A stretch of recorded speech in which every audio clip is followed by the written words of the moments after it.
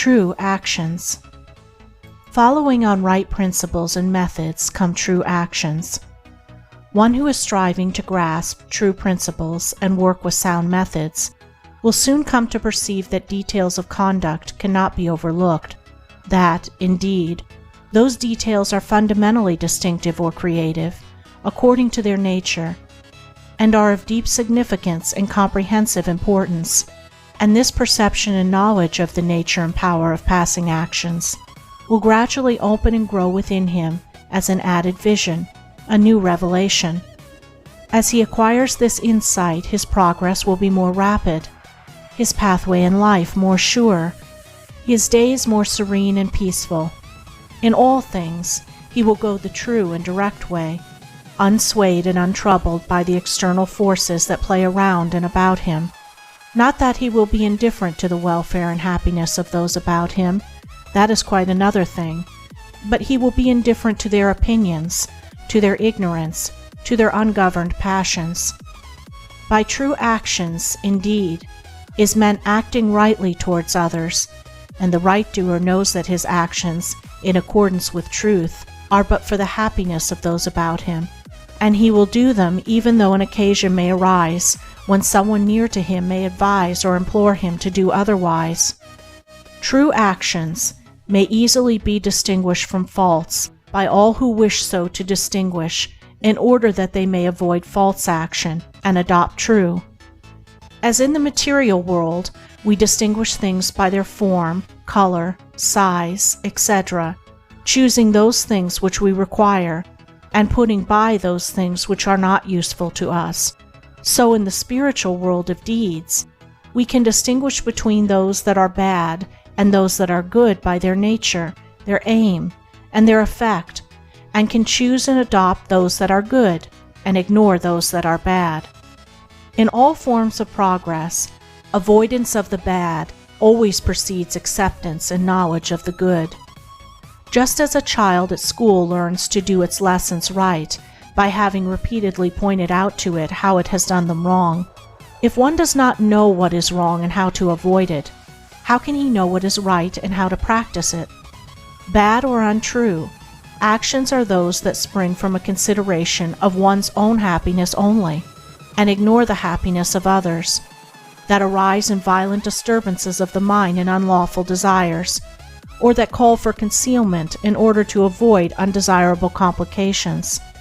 Good or true actions are those that spring from a consideration for others, that may arise in calm reason and harmonious thought framed on moral principles, or that will not involve the doer in shameful consequences if brought into the full light of day. The right doer will avoid those acts of personal pleasure and gratification which by their nature bring annoyance, pain, or suffering to others. No matter how insignificant those actions may appear to be, he will begin by putting away these. He will gain a knowledge of the unselfish and true by first sacrificing the selfish and untrue. He will learn not to speak or act in anger, or envy, or resentment, but will study how to control his mind, and will restore it to calmness before acting, and most important of all, he will avoid, as he would the drinking of deadly poison, those acts of trickery, deceit, double-dealing, in order to gain some personal profit of advantage, and which lead, sooner or later, to exposure and shame for the doer of them. If a man is prompted to do a thing which he needs to conceal, and which he would not lawfully and frankly defend if it were examined of witness, he should know by that it is a wrong act, and therefore to be abandoned without a further moment's consideration. The carrying out of this principle of honesty and sincerity of action, too, will further lead him into such a path of thoughtfulness and right doing as will enable him to avoid doing those things which would involve him in the deceptive practices of other people.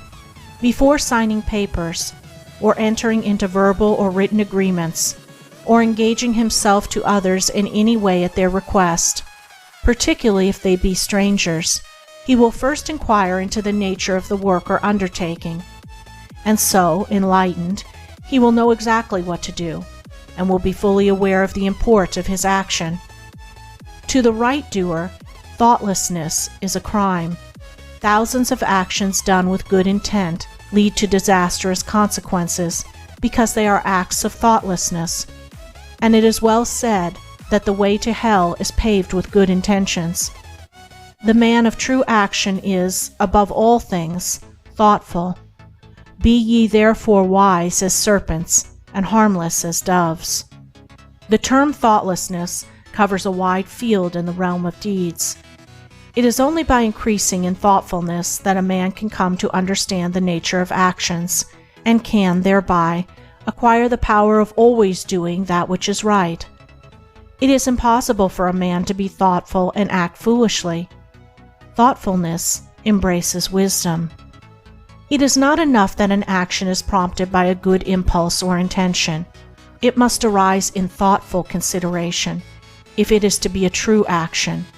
And the man who wishes to be permanently happy in himself and a power for good to others must concern himself only with true actions. "I did it with the best of intentions" is a poor excuse from one who has thoughtlessly involved himself in the wrongdoing of others. His bitter experience should teach him to act more thoughtfully in the future. True actions can only spring from a true mind, and therefore while a man is learning to distinguish and choose between the false and the true, he is correcting and perfecting his mind, and is thereby rendering it more harmonious and felicitous, more efficient and powerful. As he acquires the inner eye to clearly distinguish the right in all the details of life, and the faith and knowledge to do it, he will realize that he is building the house of his character and life upon a rock, which the winds of failure and the storms of persecution can never undermine. End of Chapter 3. Recording by Andrea Fiore.